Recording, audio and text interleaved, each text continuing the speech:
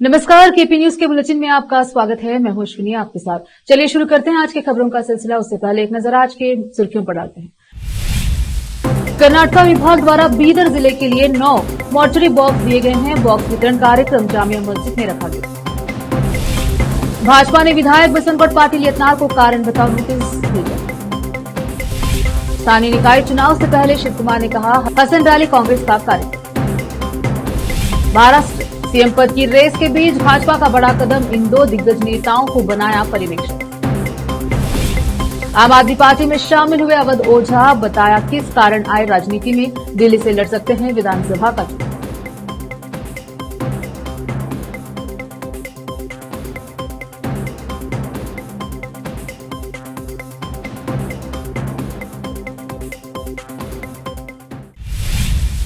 समाचारों का सिलसिला शुरू करते हुए देखते हैं समाचार विस्तार से। कर्नाटक वक्फ विभाग द्वारा राज्य के सभी जिलों को मॉर्चरी बॉक्स, जिसमें मृत्यु के बाद अंतिम संस्कार से पहले रखा जाता है, उसको राज्य के हाउसिंग, माइनॉरिटी और वक्फ मंत्री बीजर जमीर अहमद खान द्वारा बेंगलुरु में घोषणा की थी, जो आज बीदर पहुंचे। इन बॉक्स का वितरण कार्यक्रम आज शहर की ऐतिहासिक जामिया मस्जिद में रखा गया था। इस कार्यक्रम में मुख्य अतिथि के रूप में बीदर जिला वक्फ सलाहकार समिति के अध्यक्ष मोहम्मद फिरोज खान रहे, जिन्होंने इन बॉक्स को मस्जिद के जिम्मेदारों को सौंपा। आज बेंगलुरु से बीदर जिले के लिए कुल 9 मॉर्चरी बॉक्स पहुंचे, जिसको अन्य तालुकों में भी भेजा जा रहा है। कार्यक्रम में सलाहकार समिति के उपाध्यक्ष सैयद नूर इस्लाम, अखिल अहमद, सदस्य मंसूर हुसैन, जिला वक्फ अधिकारी शेजान अहमद, जामिया मस्जिद समिति के एडमिनिस्ट्रेटर सैयद मूसा खादरी, मस्जिद के पेश इमाम सहित अन्य उपस्थित रहे। इस मौके पर मोहम्मद फिरोज खान सहित अन्यों ने मीडिया से बात की। कैमरामैन महेश की रिपोर्ट। अस्सलाम वालेकुम। आज बीदर डिस्ट्रिक्ट जामिया मस्जिद में डेड बॉडी फ्रीजर डिस्ट्रीब्यूशन एक प्रोग्राम था और सारे ताल्लुकों से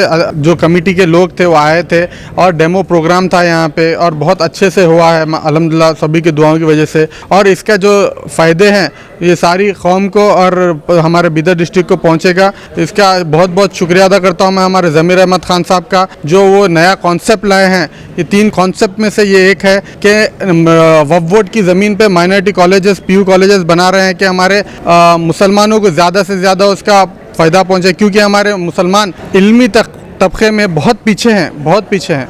उसकी वजह से ज़्यादा एजुकेशन के सेक्टर में फ़ायदा उठाएं, और जो हेल्थ सेक्टर है उसके लिए भी हमारे हर डिस्ट्रिक्ट में एक एम्बुलेंस प्रोवाइड की गई है वक्फ बोर्ड की तरफ से, वक्फ बोर्ड की जानिब से। उसका भी जल्द से जल्द इनॉग्रेशन होगा, वो आ चुकी है बीदर को, उसका भी जल्द से जल्द एक प्रोग्राम होगा। और जो डेड बॉडी फ्रीजर्स हैं, हर तालुके को एक देने का जो कॉन्सेप्ट है हमारे मिनिस्टर साहब की तरफ से, वो बहुत एक नया और यूनिक कॉन्सेप्ट है। उनको बहुत बहुत शुक्रिया अदा और बहुत मैं थैंक यू करता हूँ।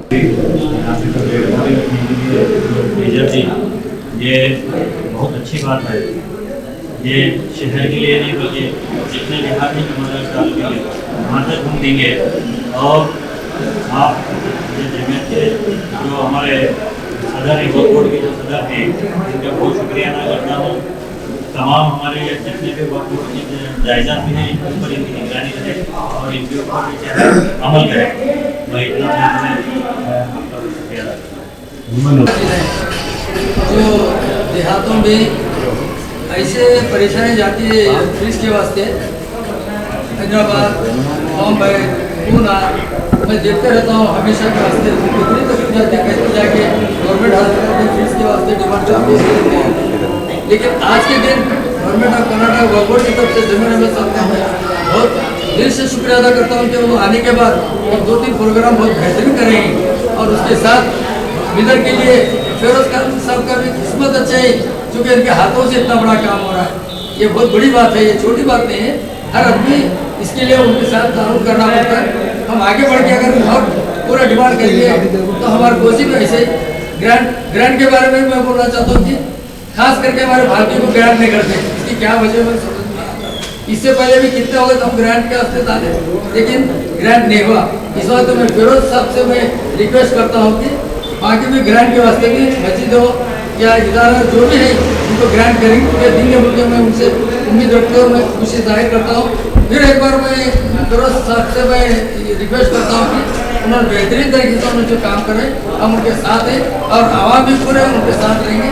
और ये जो फ्रीज दे रहे हैं तो पूरे तालुकों में हर खेड़े गाँव में जाके हम ऐलान करके सबके बारे में बोलने का हम इंतजाम करेंगे। रोकते हैं समाचारों का सिलसिला, लेते हैं छोटा सा break.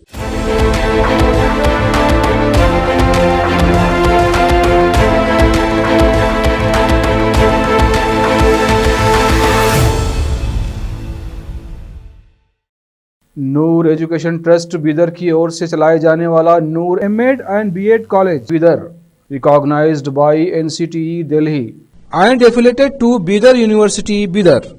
Admission are open for the academic year 2024-25। विशेषज्ञ और सक्षम शिक्षकों द्वारा शिक्षा प्राप्त करने के लिए नूर एमएड एंड बीएड कॉलेज में दाखिला लें और शांत वातावरण में शिक्षा प्राप्त करें। बीदर शहर में बेहतर शिक्षा का एकमात्र केंद्र Noor MEd and BEd college, Shahpur gate, Bidar.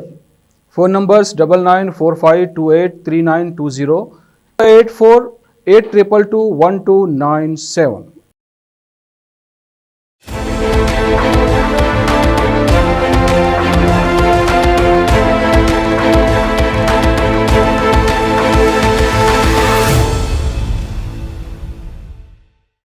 Break के बाद स्वागत है आपका। देखते हैं समाचार देश के।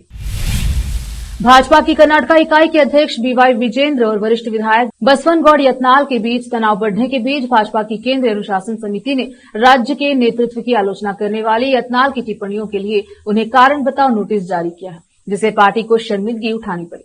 समिति के सदस्य सचिव ओम पाठक द्वारा जारी नोटिस में कहा गया है, यह भी बहुत चिंता का विषय है कि अतीत में कई बार कारण बताओ नोटिस जारी किए जाने और आपके अच्छे आचरण के आश्वासन के बावजूद अनुशासनहीनता के कृत्य बेरोक-टोक जारी हैं। आपकी वरिष्ठता और पार्टी में लंबे समय से आपकी मौजूदगी को देखते हुए समिति ने आपके द्वारा अतीत में दिए गए स्पष्टीकरण पर नरम रुख अपनाया है। नोटिस में आगे कहा गया है कि इसमें यह भी कहा गया है कि आपके द्वारा पार्टी नेताओं के खिलाफ लगाए गए झूठे और छिपे हुए आरोप, साथ ही राजनीतिक और सार्वजनिक महत्व के मामलों पर पार्टी के आधिकारिक रुख की अवहेलना, भाजपा पार्टी नियमावली के अनुच्छेद 25 अनुशासन का उल्लंघन में परिभाषित पार्टी अनुशासन का गंभीर उल्लंघन है। उप मुख्यमंत्री डीके शिव कुमार, जो कि राज्य कांग्रेस अध्यक्ष भी हैं, ने स्पष्ट किया है कि 5 दिसंबर को हासन में आयोजित स्वाभिमानी समावेश एक पार्टी कार्यक्रम है और स्थानीय निकाय चुनाव से पहले पार्टी को मजबूत करने के लिए इसका आयोजन किया गया है। उन्होंने कहा है कि हसन में रैली के बाद इसी तरह का कार्यक्रम जल्द ही बेलगावी में और बाद में अन्य जिलों में भी आयोजित किया जाएगा। उन्होंने कहा कि हसन में रैली देश और संविधान की रक्षा के लिए पार्टी का एक कार्यक्रम है।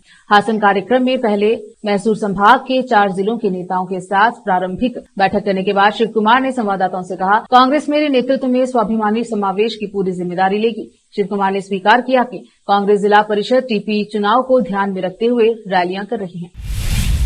विजयपुरा शहर की 18 वर्षीय समायरा हुल्लूर ने अब एविएशन इंडस्ट्री में अपने लिए एक अलग पहचान बना ली है। वह कमर्शियल पायलट लाइसेंस CPL पाने वाली सबसे कम उम्र की भारतीय बन गई है। व्यवसायी अमीन हुल्लूर की बेटी समायरा ने बहुत कम उम्र में CPL प्राप्त करके एविएशन सेक्टर में अपनी पहचान बनाई है। समायरा की एविएशन यात्रा विनोद यादव एविएशन अकादमी में 6 महीने के ज्ञान प्रशिक्षण कार्यक्रम से शुरू हुई। अकादमी के संस्थापक विनोद यादव और कप्तान तपेश कुमार ने मार्गदर्शन में अपने पहले प्रयास में भी सभी CPL परीक्षाएं सफलतापूर्वक उत्तीर्ण की। समायरा ने कहा, प्रशिक्षण कठोर था लेकिन निरंतर समर्थन से यह आसान हो गया है। मेरी उपलब्धि का सारा श्रेय कप्तान तपेश कुमार और विनोद यादव के मार्गदर्शन और समर्थन को जाता है। रोकते हैं समाचारों का सिलसिला, लेते हैं छोटा सा break.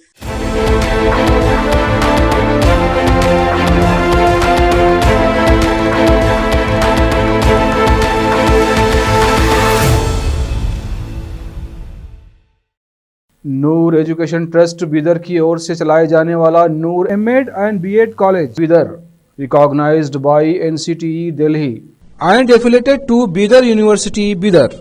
Admission are open for the academic year 2024-25।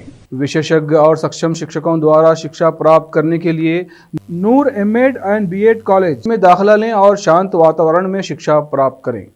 Bidar शहर में बेहतर शिक्षा का एकमात्र केंद्र Noor MEd and BEd college, Shahpur gate, Bidar. Phone numbers 9945283920, 8482221297।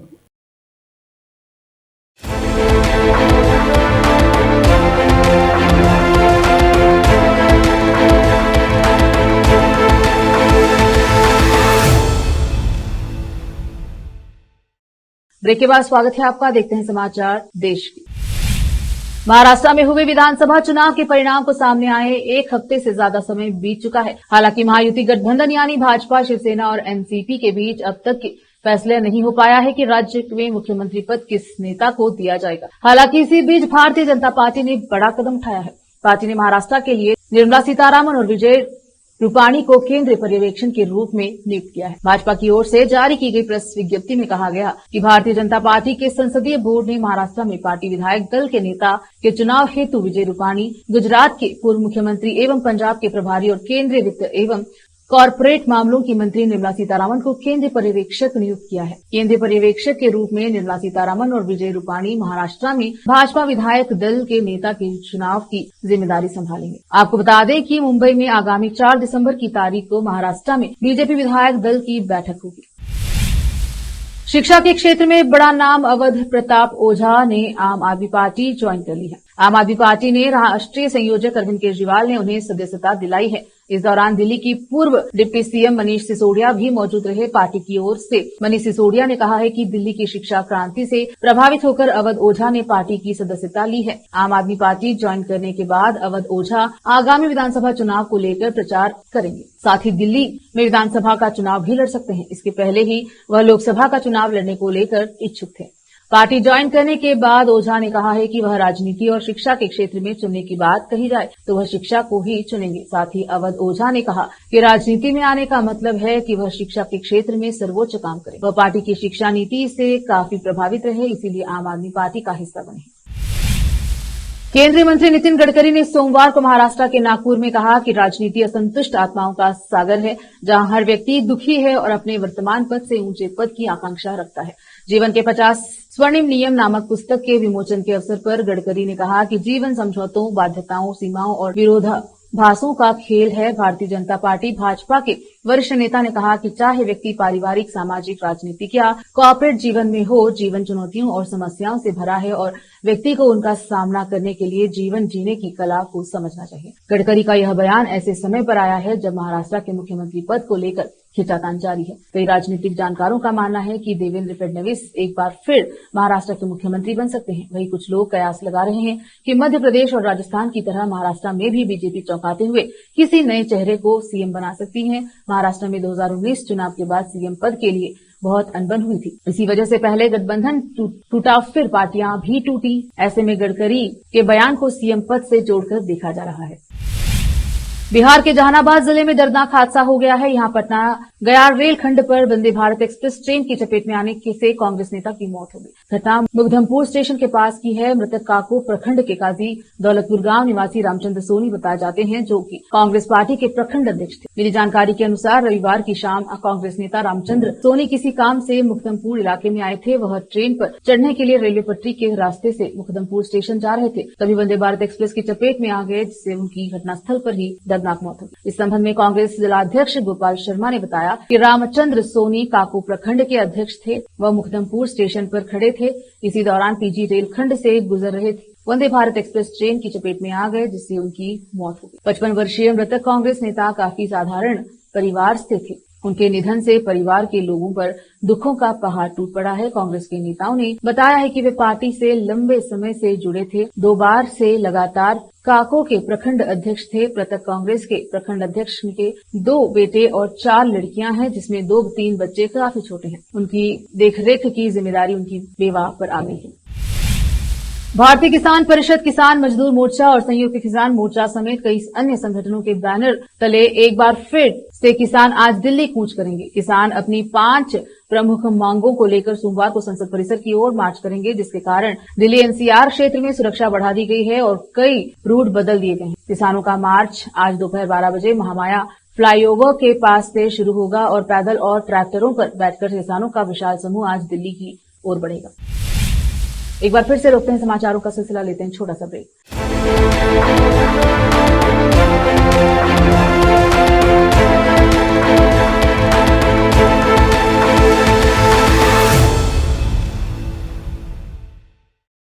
Noor education trust Bidar की ओर से चलाए जाने वाला Noor MEd and BEd college Bidar, recognised by NCTE Delhi and affiliated to Bidar University, Bidar.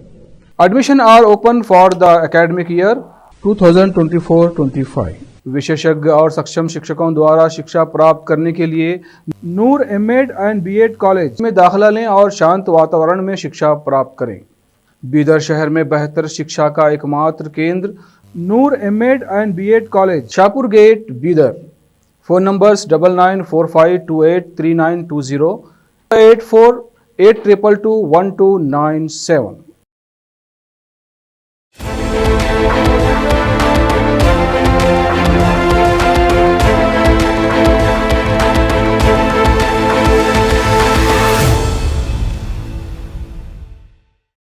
Break के बाद स्वागत है आपका। देखते हैं अंतर्राष्ट्रीय समाचार।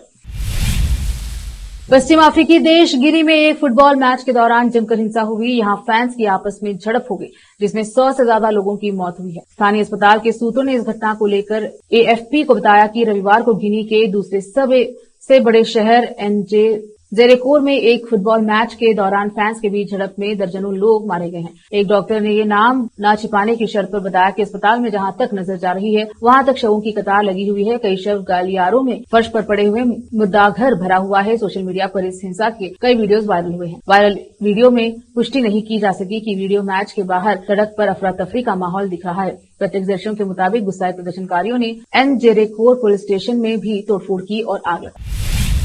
पाकिस्तान और अशांत खैबर पख्तूनख्वा प्रांत में दो कबायली समूहों के बीच कई दिनों तक चली झड़पों के बीच संघर्ष विराम समझौता हो गया है। इन झड़पों में अशांत कुर्रम जिले में 130 लोग मारे गए थे। कुर्रम के उपायुक्त जावेदुल्लाह महसूद ने अशांत कुर्रम जिले के संघर्ष वाले क्षेत्रों में शांति स्थापित होने की पुष्टि की है। महसूद ने कहा है कि जिला प्रशासन को दो कबालिया समूहों के बीच संघर्ष विराम कराने में सफल रहा है। उपायुक्त जावेदुल्लाह महसूद ने रविवार को बयान में कहा कि जिरगा आदिवासी नेताओं की परिषद सड़कों को खोलने और साथ ही समझौते पर हस्ताक्षर करने के लिए बात करेगी। कुर्रम में हिंसा की ओर वह संचार व्यवस्था ठप हो गई है, जबकि मोबाइल और इंटरनेट सेवाएं निलंबित और शैक्षणिक संस्था भी बंद है। मुख्य राजमार्ग के बंद होने से स्थानीय परिवहन बाधित होने के साथ ही अफगानिस्तान के साथ व्यापार भी पूरी तरह से स्थगित हो गया। इससे आम लोगों को भारी दिक्कतों का सामना करना पड़ रहा है।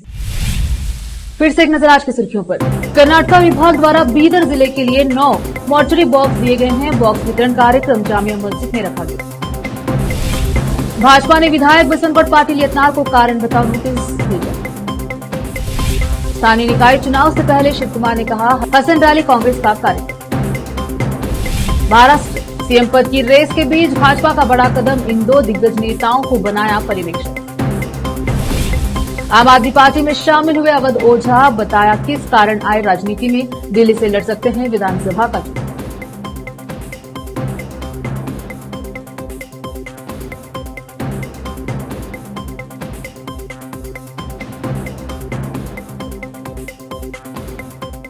केपी न्यूज के बुलेटिन में अब तक के लिए इतना ही। देखते रहें केपी न्यूज 24/7। धन्यवाद।